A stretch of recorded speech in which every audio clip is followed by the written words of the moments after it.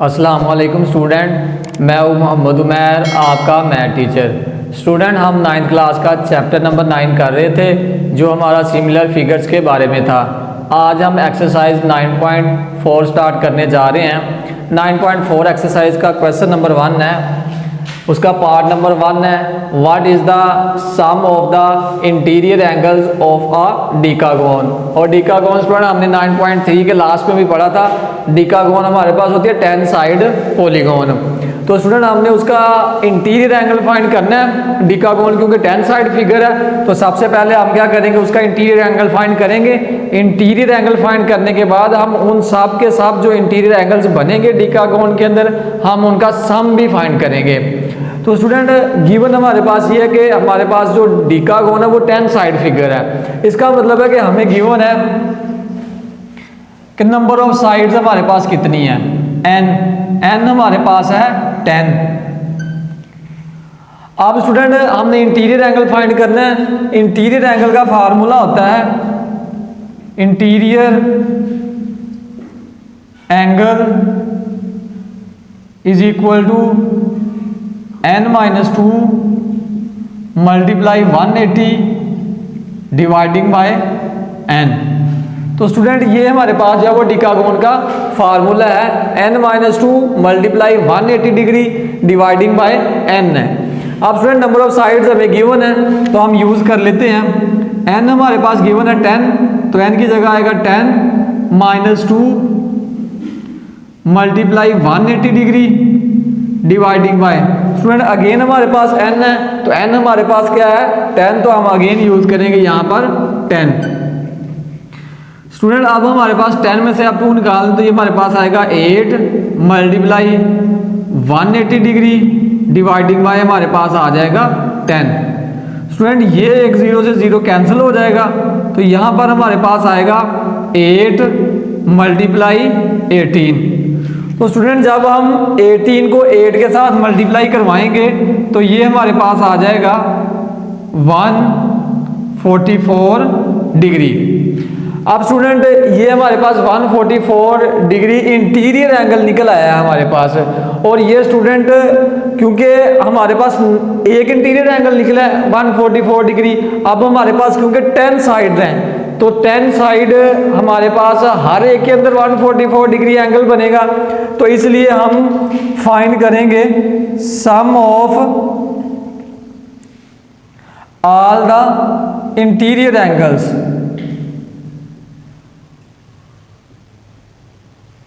तो वो हमारे पास आएगा, क्योंकि स्टूडेंट हमारे पास 10 साइड्स थी तो 10 के अंदर हमारे पास 144 डिग्री बनेगा एंगल, तो इसलिए हम 10 को 144 डिग्री से मल्टीप्लाई करवा देंगे।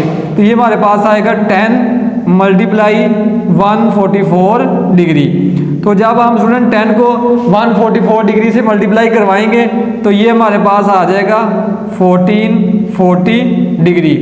तो ये स्टूडेंट हमारे पास जितने भी एंगल्स हैं जो हमारे पास उस 10 साइड डिकागोन के अंदर बनते हैं, 10 साइड पॉलीगोन के अंदर बनते हैं, उनका जो हम सम लेंगे उन सब का जो सम है वो हमारे पास आएगा 1440 डिग्री। स्टूडेंट हमारे पास पार्ट नंबर 2 है, calculate the measure of each interior angle of a regular hexagon. अब स्टूडेंट आपको हेक्सागोन के बारे में पता होना चाहिए, हमने सेम यही फार्मूला यूज करना है। इंटीरियर एंगल जस्ट हमने फाइंड करना है इस क्वेश्चन में, क्योंकि हमने सम ऑफ इंटीरियर एंगल फाइंड किया था तो इसलिए ये वाला स्टेप अजाफी हुआ था। उसमें ये वाला स्टेप नहीं होगा, उसमें हमने जस्ट इंटीरियर एंगल का फार्मूला लगा के तो हमने जो इंटीरियर एंगल है वो कैलकुलेट कर देना है हेक्सागोन के अंदर। अब स्टूडेंट हमें गिवन है हेक्सागोन हमारे पास, तो गिवन है हमारे पास n is equal to 6। Hexagon student हमारे पास 6 साइड फिगर होती है, तो n इज इक्वल टू हमारे पास आ जाएगा 6। अब स्टूडेंट इंटीरियर एंगल का फार्मूला यूज कर देते हैं। इंटीरियर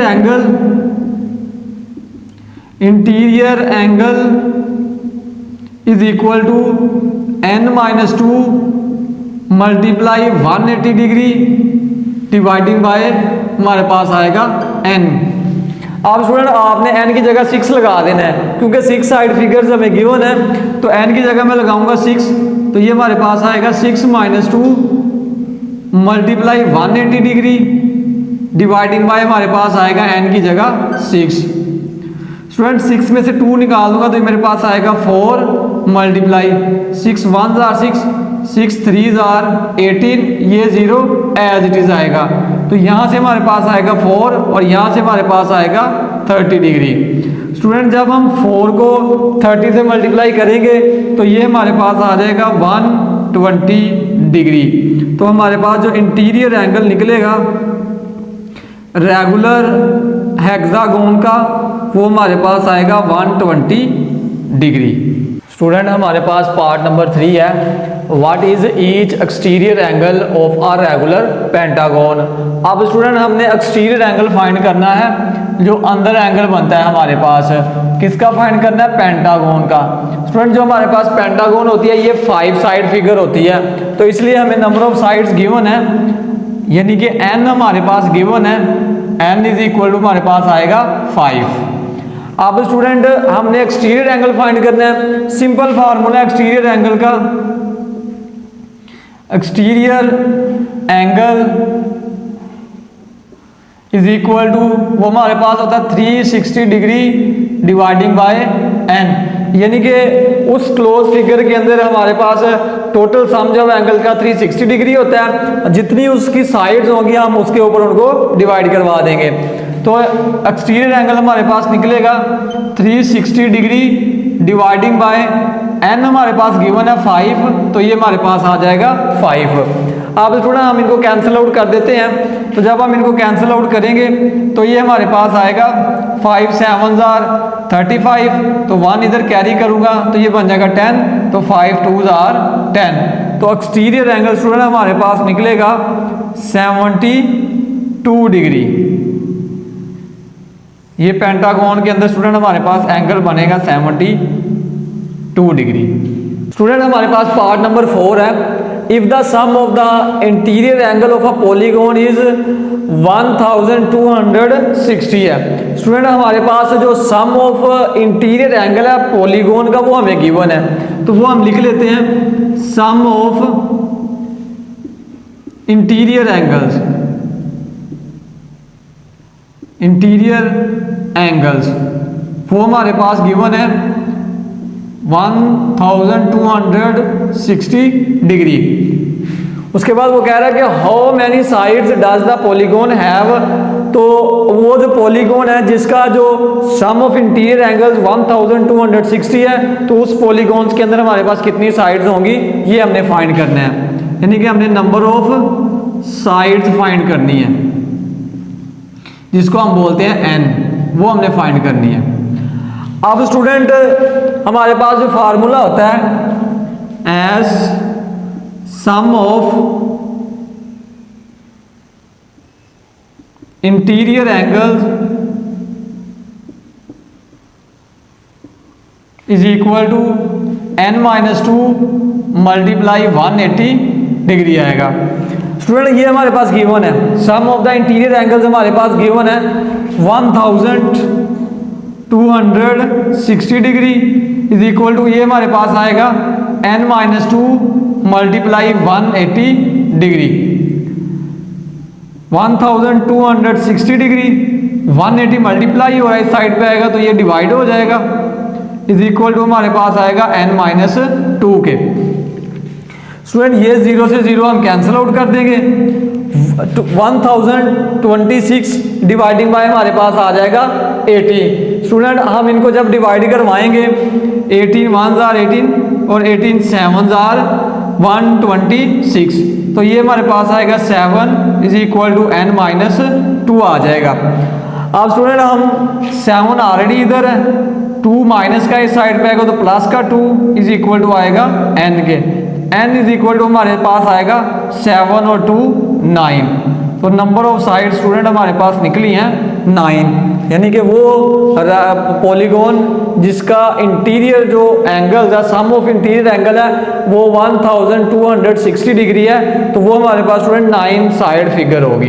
स्टूडेंट हमारे पास क्वेश्चन नंबर 2 है, in a parallelogram ABCD, AB की लेंथ हमारे पास 10 सेंटीमीटर है और ए डी की लेंथ जो है वो हमारे पास 6 सेंटीमीटर है। और इसी जो हमारे पास पैरेललोग्राम है बी ए डी के ऊपर हमारे पास एंगल बनता है 45 degree. Calculate the area of A B C D, तो हमने पैरेललोग्राम है उसका हमने एरिया कैलकुलेट करना है। स्टूडेंट ये मेरे पास ए बी सी डी मैंने एक पैरेललोग्राम बना लिया। स्टूडेंट पैरेललोग्राम में सामने वाली जो साइड्स हैं वो आपस में क्या होती हैं, इक्वल होती हैं। ये वाली साइड इस साइड की इक्वल है और ये वाली साइड इस साइड की इक्वल है। और सम ऑफ द एंगल्स है वो हमारे पास 360 डिग्री के इक्वल होता है। तो स्टूडेंट ए बी की लेंथ हमें गिवन है 10 सेंटीमीटर और ए डी की लेंथ हमारे पास गिवन है 6 सेंटीमीटर। और वो हमें ये भी बता रहा है कि हमारे पास बी ए डी के अंदर हमारे पास जो एंगल है वो कितना बनता है 45 डिग्री। अब स्टूडेंट यहाँ से यहाँ पर अगर मैं परपेंडिकुलर ड्रॉ करूँ तो ये मेरे पास बनती है इसकी हाइट। ये जो पैरेललोग्राम है ये इसकी बन जाती है हाइट। अब स्टूडेंट ये वाली हाइट पहले मैं कैलकुलेट करूंगा क्योंकि एरिया का फार्मूला होता है मेरे पास बेस मल्टीप्लाई बाय हाइट।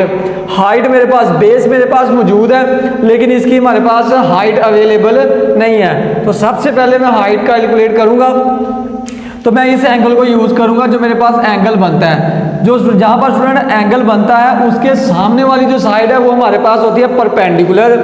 ये वाला स्टूडेंट हम एंगल यूज कर रहे हैं, सामने वाली साइड हमारे पास बन जाएगी परपेंडिकुलर। ये वाली साइड हमारे पास है बेस और ये वाली हमारे पास जो साइड है ये हमारे पास हाइपोटेनियस है।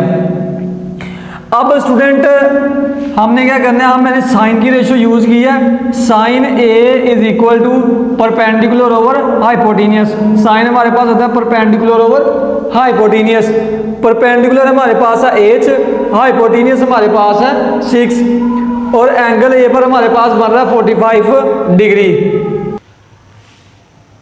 तो स्टूडेंट हमारे पास साइन 45 डिग्री आएगा 1/√2 इज इक्वल टू ये हमारे पास h/6 एज इट इज आ जाएगा क्योंकि परपेंडिकुलर हमारे पास क्या h और हाइपोटेनियस हमारे पास कितना है 6।